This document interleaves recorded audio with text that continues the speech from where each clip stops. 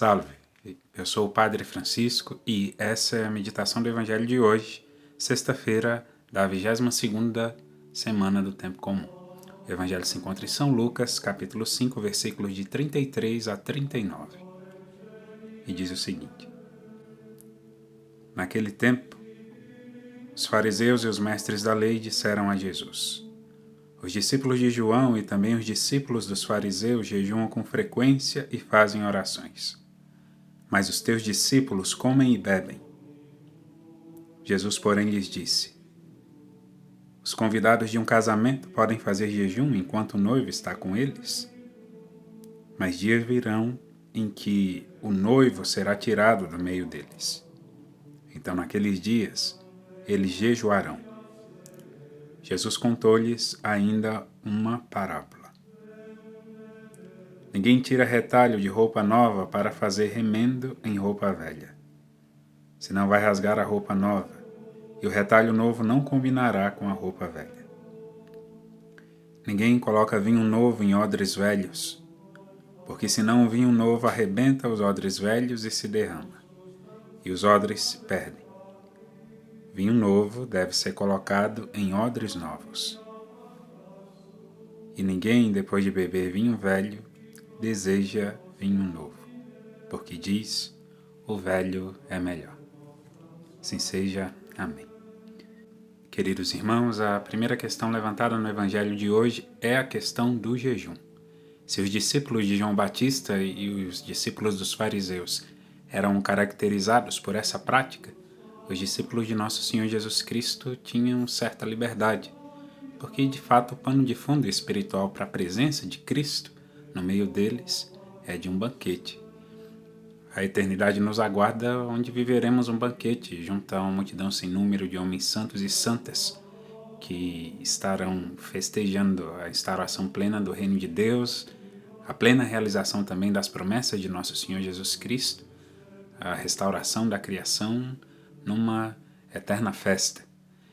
E ali, Cristo no meio deles era como que uma antecipação parcial daquele banquete que vamos viver de modo pleno junto ao Senhor na eternidade. Por isso não era tempo de jejum. Também a presença de Cristo se fazia no meio deles antes da sua morte. E o motivo pelo qual os discípulos passaram a jejuar foi para se lembrar da paixão e morte de Nosso Senhor. E tradicionalmente, porque esta paixão se deu no dia de sexta-feira, a sexta-feira assume essa tônica penitencial, esse modo de se recordar o sacrifício de Cristo na cruz, que venceu a morte, mas teve que passar por ela para ressuscitar, enfim, com a sua graça conferir o efeito aos sacramentos, a toda a graça que é manifesta na vida daquele que crê, na vida do cristão.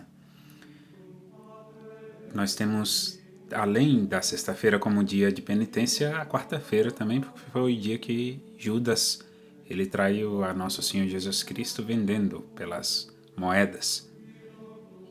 E apesar de, quando nós falamos em mortificação, penitência, em sacrifício, isso parecerem verdadeiros palavrões aos ouvidos de algumas pessoas, especialmente pessoas de meios extra-católicos, o jejum nunca caiu de moda, ao contrário. Nós devemos fazer a abstinência de carne na sexta-feira e, se possível, um jejum também. Um jejum que não precisa ser só do alimento, mas pode se manifestar naquelas dificuldades que nós temos em fazer silêncio, em nos colocar a serviço uns dos outros, em não responder a alguma provocação, enfim. Aqui no Brasil, nós também temos essa faculdade de poder trocar a abstinência de carne, por exemplo, por um ato de caridade ou um ato de piedade. Mas o que vale sempre é que, embora os discípulos de Jesus Cristo não jejuassem naquela época, nós que seguimos a Jesus e que fazemos uma leitura da sua morte e estamos também de luto, especialmente no dia de sexta-feira. Luto não só pela morte de Nosso Senhor Jesus Cristo, mas também pedir ao Senhor a graça da contrição, se nós vivemos de maneira penitencial os dias de quarta e sexta-feira, também é para lembrar que nós estamos mortos para o mundo, porque ganhamos uma nova vida em nosso Senhor Jesus Cristo. É por isso também que a cor preta reveste a batina dos padres, o clergyman que eu estou vestindo agora. Isso quer dizer que nós estamos vivos para Deus, mas mortos para o mundo. E por falar em vida nova ganhada em Cristo, o evangelista prossegue com uma outra parábola. A parábola tanto do vinho novo em odres velhos, quanto do retalho novo em uma roupa velha. Não se pode utilizar um retalho novo para consertar uma roupa velha, porque primeiro vai se danificar aquela roupa nova e a roupa velha não resistirá e nem combina uma coisa com a outra. Assim como também não se pode colocar vinho novo em odres velhos, porque esse vinho vai arrebentar estes odres. Como diz o evangelista hoje, a vinho novo se coloca em odres novos. Penso eu que esta seja uma maneira de nosso Senhor Jesus Cristo dizer que como nós recebemos essa vida nova em nosso Senhor Jesus Cristo, isso se tornou de uma maneira mais evidente no momento assim da nossa vida em que temos aquele ponto de virada em que nos convertemos. Nós não podemos continuar com pensamentos antigos, com comportamentos antigos. Há quem diga que nós temos até quase que uma cesta básica de pecados. É difícil superar as nossas más inclinações. E os mestres espirituais dizem que se nós conseguimos adquirir uma virtude por um ano, a cada ano adquirir uma nova virtude, esse já é um trabalho espiritual muito bem sucedido. Quando da consciência da vida nova que se recebe em nosso Senhor Jesus Cristo, nós não podemos continuar com a irreverência antiga com que conduzíamos a nossa vida. Devemos ter uma contrição nova. E penso eu que seja disso que se trate essa parábola.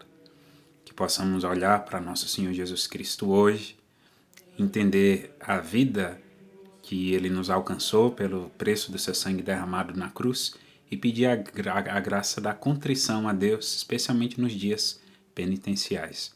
Assim, estaremos em perfeito equilíbrio e o nosso coração estará fecundo. Pelo batismo nós participamos solenemente da morte de nosso Senhor Jesus Cristo, para que essa seja uma preparação para então prepararmos a nossa participação na sua ressurreição. Quem não sabe fazer penitência certamente não saberá participar da glória também. Esse tempo que vivemos é um tempo de ausência da presença do noivo. A festa que Deus nos promete, esta celebração a que devemos nos preparar, ela se dará na vida que há de vir. Por enquanto, é preciso saber dizer não às nossas más inclinações, penitenciar a nossa carne para proclamar desse modo o império do Espírito sobre a carne e fazer tudo quanto for necessário para nos configurarmos com o nosso Senhor Jesus Cristo na sua cruz. Que assim seja. Amém.